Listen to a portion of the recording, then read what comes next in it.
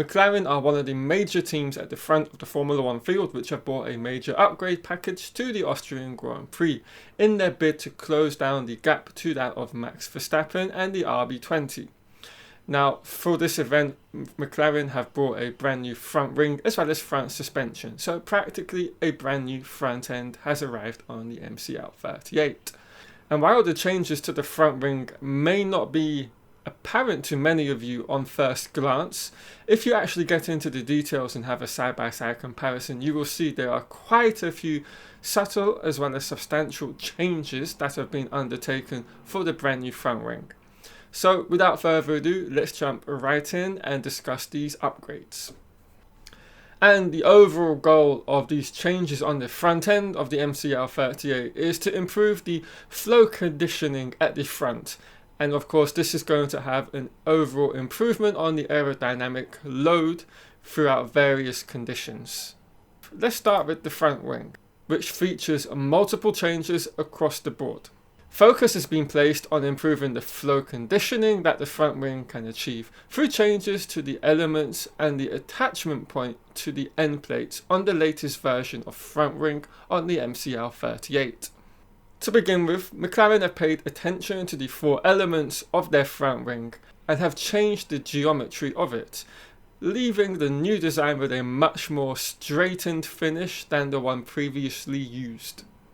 In conjunction with the change to the elements on the new front wing, they've also updated the attachment points on there to that of the end plate. And now the brand new end plate attachment point has a much more kind of rounded and curved finish than that of the old spec, which you can see on screen. We have a comparison of what they had last time out in Canada and the new one here in Austria.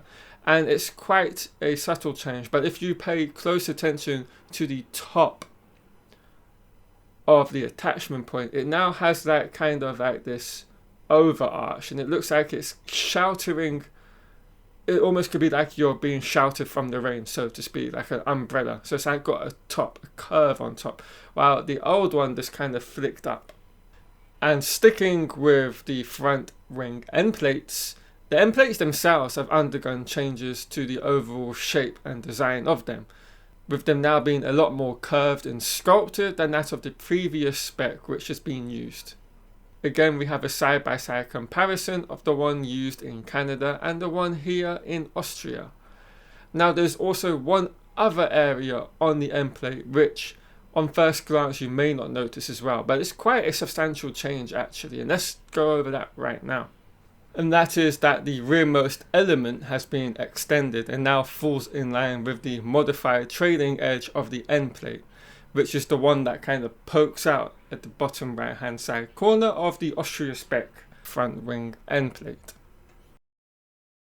Speaking about the overall aims to improve the MCL38 in low speed corners, team boss Andreas Staller had this to say on the subject.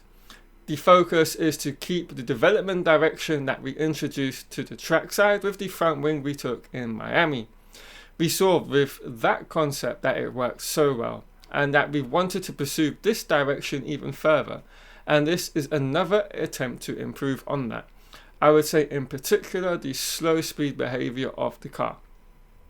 In all of these very subtle changes, when combined with all of them, of course, are all about making sure that they can better present the airflow to the newly updated suspension elements further back on the MCL38. Here we have a side-by-side shot comparison of the previous spec and the latest spec front suspension, and the subtle changes also which have been introduced to that. Now, of course, with the upcoming race next weekend being the British Grand Prix at Silverstone, I would expect McLaren to bring further upgrades for that event, particularly given that it's the team's home race and they also have a British driver in that of Lando Norris. So you would feel they would want to put their best foot forward in terms of performance and the outcomes that they could hopefully achieve at the weekend. So I feel in conjunction with these quite substantial changes to the front of the MCL38, further revisions have to be, created for further back. And that would of course mean that a brand new floor potentially would have to be introduced, because I'm sure with the changes that they've generated from this brand new front wing with some additional outwash thanks to the attachment points, the flow structures naturally are going to change, I would presume. And then that of course means the flows, and that of course would then mean changes have to be made from the floor region of the MCL38 to better make use of this.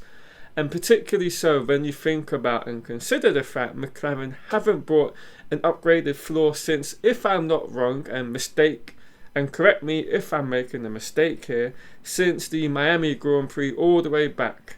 So that's like what, a half a dozen or so races ago.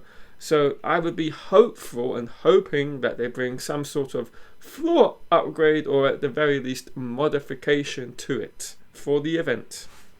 Now of course, hopefully what they see this weekend is on track, that little bit of a improvement in the slow speed nature and characteristics of the MCL38, and that can come through both in qualifying and in race situations. And we're going to get our first glimpse and look at that today in sprint qualifying, and further looks tomorrow when we have the sprint race and then the main qualifying session for the main race on Sunday, as this is of course a sprint race weekend. And of course with that comes the jeopardy with all these changes. If they haven't bought enough spare parts, they may have to revert back to old front wings, and that could obviously offset all of the changes and the balance and characteristics of the MCL38 in those slow speed corners, which is why most teams generally don't bring huge upgrade packages to these sprint weekends, because there's a lot more jeopardy involved with them. But yeah, that's the video guys, hope you've all enjoyed it. If you have, leave a like, subscribe and turn on notifications down below, and I'll see you all in another Formula 1 video shortly.